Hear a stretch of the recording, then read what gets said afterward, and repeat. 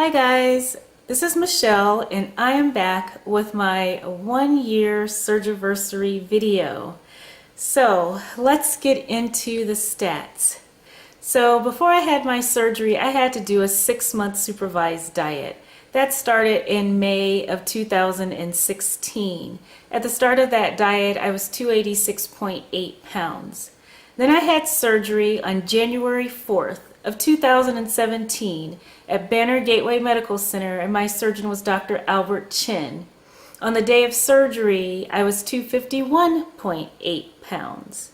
And today, 1 year later, I am 186.6 pounds. Well, that was as of yesterday, actually, not today. So, as of yesterday, which was my weigh-in day, I was 186.6 pounds. So, my 1-year stats are that from the start of this whole process, I lost 100.2 pounds. So, I am very happy with that. Since surgery, I have lost 65.2 pounds. And from my all-time highest weight, I have actually lost 133.4 pounds. I don't talk about that a lot because I was not anywhere near my all-time highest weight when I started this whole process.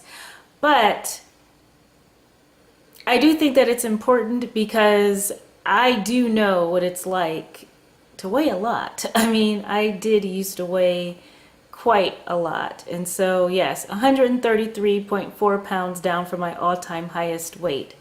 I am 46 years old and I'm 5'3", so I am pretty short. Well, most of my life I was 5'4". I do not know at what point I became 5'3", but I've been measured many times now and that is my new height. So let me talk about my BMIs. At my all-time highest weight, my BMI was 56.7. That's very similar to people who are close to 400 pounds because I'm so short. When I started my 6-month supervised diet, my BMI was 50.8. And today, my BMI is 33.1. So I am still in the obese category. And, but yeah, those are awesome numbers. So this is actually going to be part 1 of my 1-year surgiversary videos. I have so much to talk about in this video and I don't want it to be an hour long. So this video is going to deal mostly with numbers, with goals, NSVs, things like that. And then I'm going to do another video. I'm going to do one of my bathtub ritual videos where I'm going to talk more about the mental aspect and how I'm feeling and what I'm thinking and things that I've learned about myself, stuff like that will be in that other video. Also, I need to go back and take a look. Before surgery, I did I don't know, 10 things I won't miss about being fat, or 10 things I'm looking forward to, or something like that. I don't even remember what it was, but I still need to rewatch that video. So I will also talk about those things in my bathtub rituals video that will be coming up. Also, I am going to put together a year of pictures and maybe some clips and things.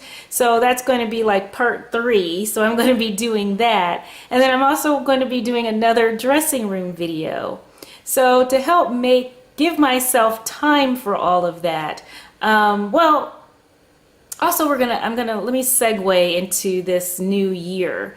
So, it's just a coincidence that the new year coincides with my surgiversary date. And so a lot of the things that I'm doing, it might sound like I'm doing it because it's a new year, it's 2018, but I'm doing it really because this is my 2nd year after surgery. So I do have lots of goals and things that I'm doing, not because they're New Year's resolutions or they're goals for 2018, but they're really goals for my 2nd year of surgery. Now I just lost my train of thought. So yeah. Oh, and then also I do owe you a Vegas video, so I'm working on that also. So for this next year, after having surgery, I've decided that I'm going to do update videos just once a month. To give me time for my other videos, I'm still going to continue to do meal prep videos, some recipe videos, some small food haul videos, and then also I'm going to start doing a what I eat in a day video once a month. So stay tuned for all of those. All of those will start in February, but for this month I have enough to do with all those videos that I just that I mentioned before. All of my Surgiversary videos, those are going to be coming up. That's what I'm going to be working on for this month of January. Okay, let me talk about my weight loss for this whole year. I'm going to quickly read over my stats for the entire year. What did I do with that? Okay, so I am very pleased that I did have a loss every single month, even though one month it was very, very close. Even with 3 trips to Vegas and my trip to Portland for WLSFA, where in all of those trips I did not stay on plan. And so, but I really did a very good job of getting back on track the second I came back home, which I think is the secret. So let me read you my stats. Month 1, 16.2 pounds. Month 2, 6.6 pounds. Month 3, 5.4 pounds. Month 4, 10.8 pounds. Month 5, 2.8 pounds. Month 6, 5 pounds. Month 7, 6 pounds. Month 8, yeah, that's the one, 0.2 pounds. Man, I just made it. Month 9, 3.6 pounds. Month 10, 3.4 pounds. Oh shoot, month 11 is missing. I think it was 3 something. I forgot to put it in here. And then month 12, just this past month, 4.2 pounds. So I really did have a successful year. And then yesterday I had a follow-up appointment at my bariatric clinic. So I had told you guys that my goal was to get to 186 because I wasn't going to get to my surgeon's goal. My surgeon's goal was 169. He didn't say that that was the goal that he expected me to be by my 1 year. That was the final goal. He said probably if I worked really hard, I could get to that goal, but that they didn't necessarily expect me to be at that goal. So I actually had no idea whatsoever what they were going to think about my weight. I was thinking that they were going to consider it pretty low, just because, you know, it's impossible not to compare to other people. And my weight loss for this past year is pretty low compared to other people, and even people starting at my same weight. So I wasn't sure what they were going to say, but they were very, very pleased with my weight, and they said that I'm right on track with where I should be, and that everything, that all the numbers look really good. The other thing is that I had extensive blood tests done. So although they did blood tests at 6 months, those were only like partial lab tests. But this one was everything under the sun, like not only cholesterol and thyroid and iron studies and all of the different electrolytes and all of the different vitamins. Like besides vitamin D, you know, they did zinc and they did, you know, vitamin B12, and they did vitamin A, and they did magnesium. Like they did just everything. And guess what?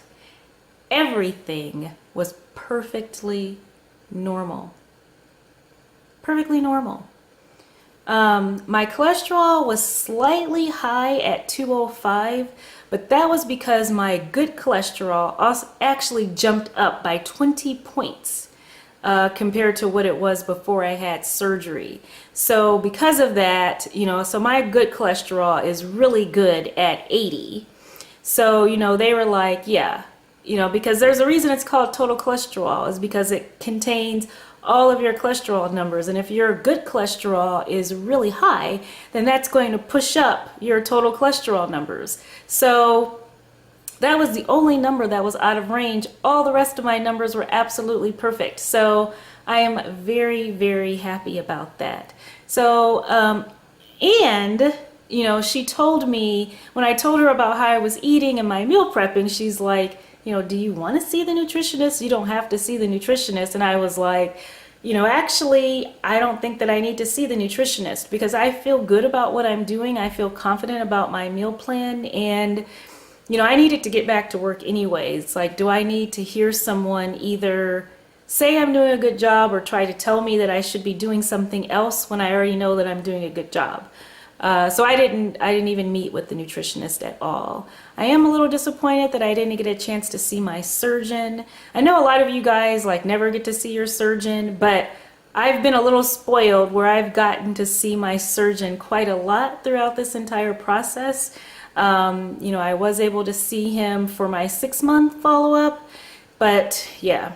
Because of the day that this appointment was on, he wasn't even in the office, so yeah, I didn't get to see my surgeon this time. So I am disappointed by that, because I just wanted to hear his opinion about my number.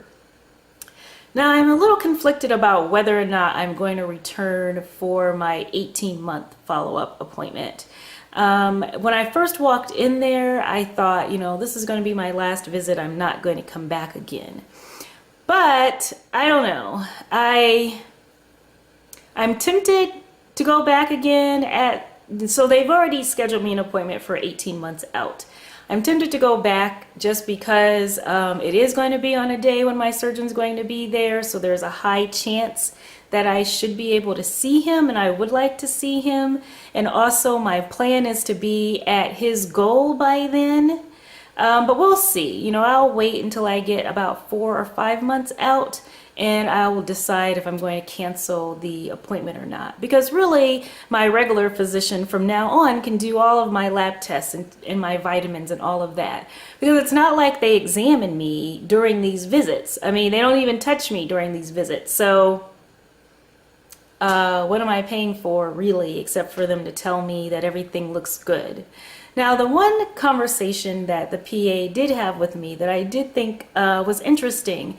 So I knew that my surgeon's goal for me was 169 pounds, which puts me at a BMI of 29, which makes me be in the overweight category.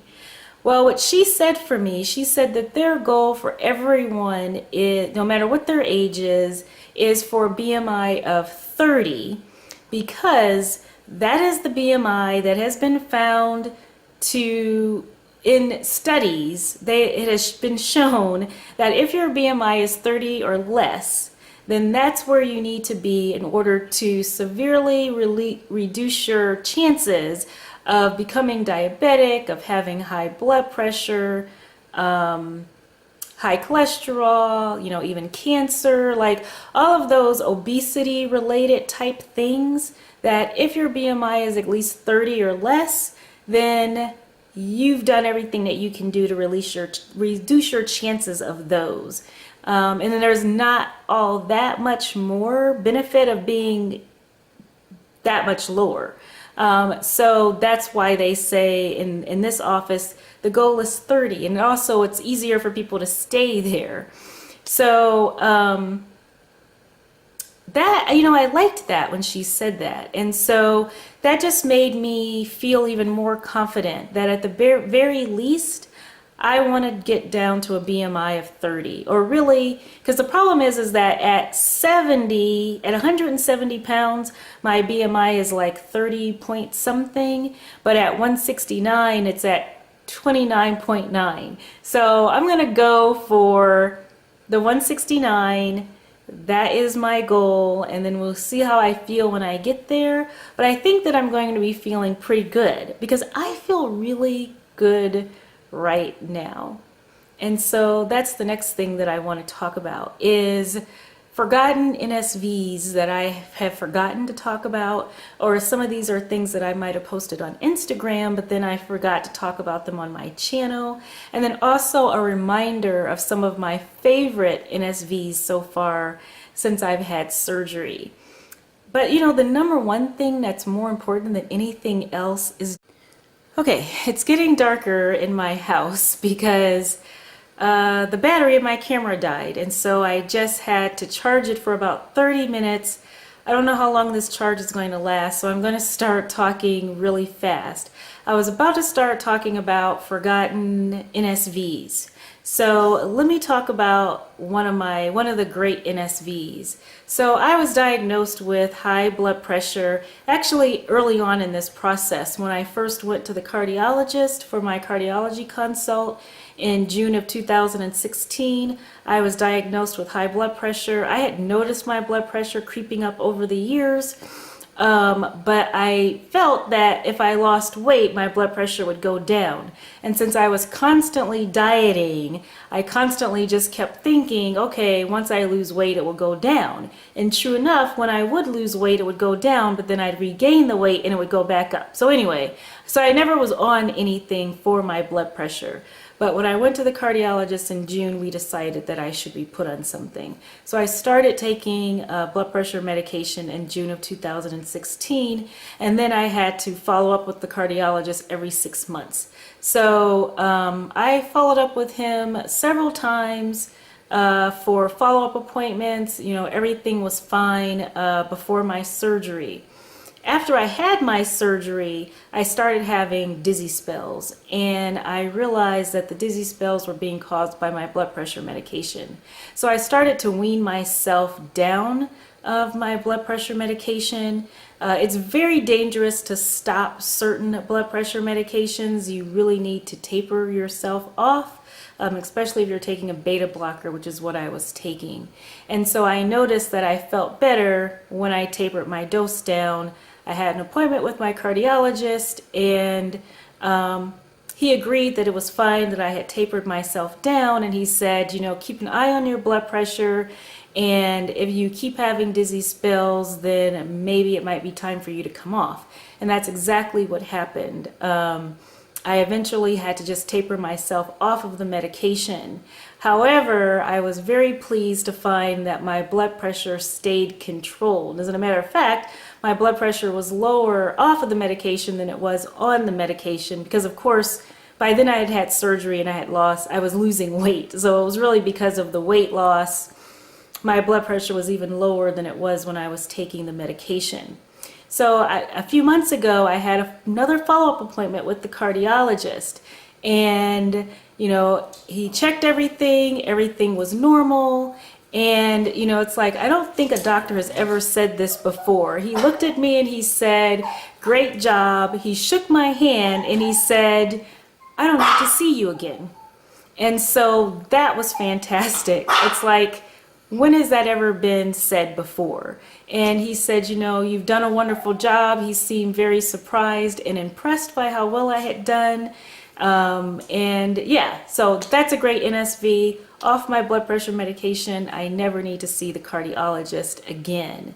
The other thing is that if you were following me from the beginning, you know that actually one of the main reasons that I had the surgery was because of severe pain in my foot because of my bone spurs. And so that noises the dogs because there are birds outside. I'm not going to stop because I need to get through this. Okay, so I had severe pain. Pain that meant that even when I wasn't moving, I was in pain. When I did walk, I was limping. I was unable to run. I think I was trying to do like 3,000 steps a day, and even doing that was painful.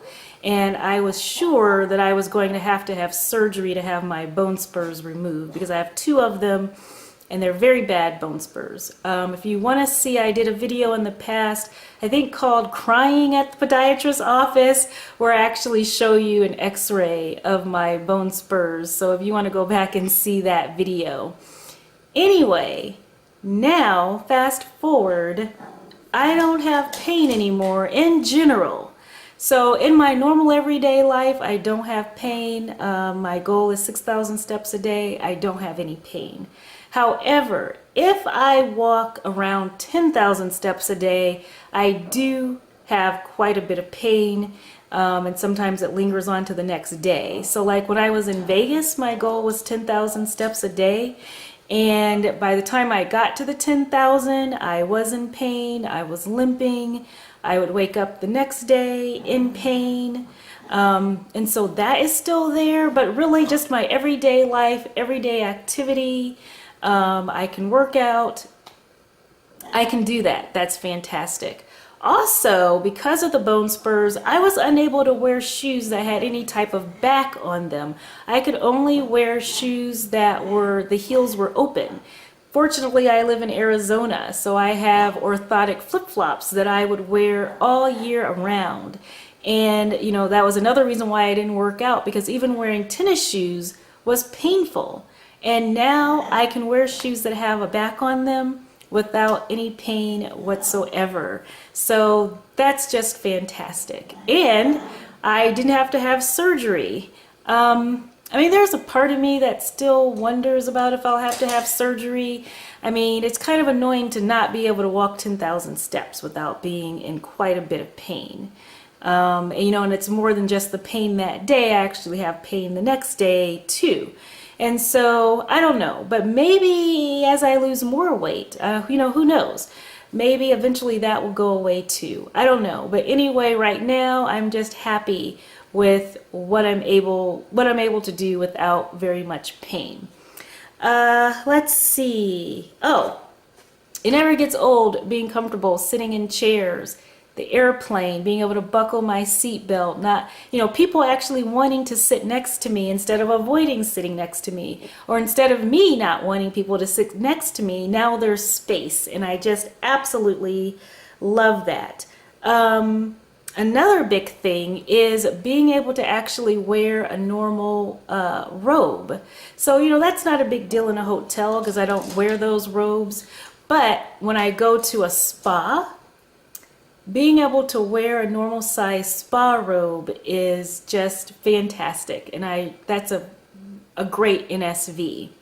Another thing that I don't talk about a lot is before I had the surgery, I actually went to the chiropractor quite often for back pain. The last time I went to the chiropractor was actually the day before my surgery. Well, I have not returned to the chiropractor at all. I no longer have back pain, and that's great. That's a fantastic NSV. Okay, so let's talk about some other numbers. When I started, my bra size was a 46 double D. Right now, I'm around a 40D or 40 double D is my bra size. At my highest weight, I was wearing a 26-28, and my jeans were around a size 26. Around the time when I started this whole process, I think I was wearing about a 24 or a 22-24.